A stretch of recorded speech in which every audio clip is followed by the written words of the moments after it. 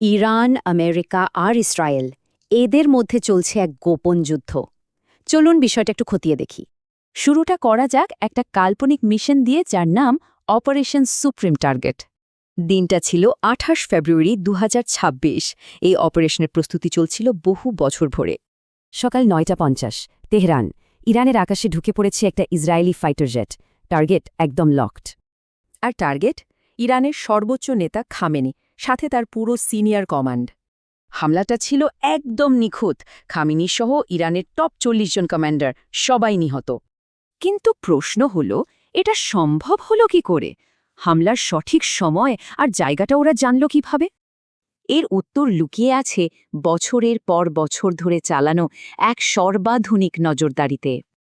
এটাকে বলে pattern of life analysis, মানে টার্গেটের প্রতিটি পদক্ষেপ আগে থেকেই অনুমান করা। এই নজরদারি ইরানের সিস্টেমের কতটা গভীরে ঢুকেছিল তা প্রায় অবিশ্বাস্য। হাইটেক ডেটা কালেকশনের সাথে ছিল একদম পুরনো ধাঁচের গুপ্তচর, মানে মাঠে থাকা সোর্স। গোয়েন্দা তথ্য কনফার্ম হতেই শুরু হয় আসল অ্যাট্যাক। পুরো অপারেশনটা ছিল ৩ ধাপে সাজানো।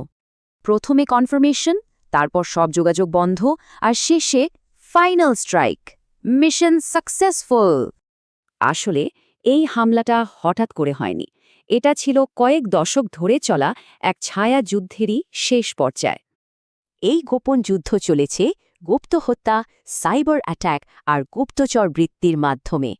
এর মূল টার্গেট ছিল ইরানের নিউক্লিয়ার প্রোগ্রাম, যার উপর গত ২ দশকে চলেছে একের পর এক হামলা। কৌশলগুলো ছিল অবাক করার মতো, রোবোটিক বন্দুক থেকে শুরু করে হেস্ট অফ দ্য সেঞ্চুরি পর্যন্ত। কিন্তু এই যুদ্ধের শুরুটা কোথায়? এর জন্য আমাদের পিছিয়ে যেতে হবে বেশ কয়েক দশক।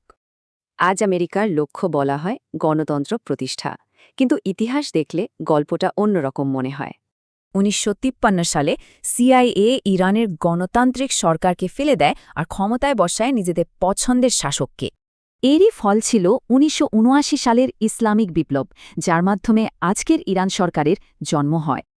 ইতিহাস দেখে মনে হয় আসল উদ্দেশ্য গণতন্ত্র ছিল না, ছিল ইরানের ওপর নিয়ন্ত্রণ রাখা। সব শেষে একটাই প্রশ্ন থেকে যায়, এই ধরনের হামলা দিয়ে কি আসলেই দীর্ঘস্থায়ী শান্তি আনা সম্ভব?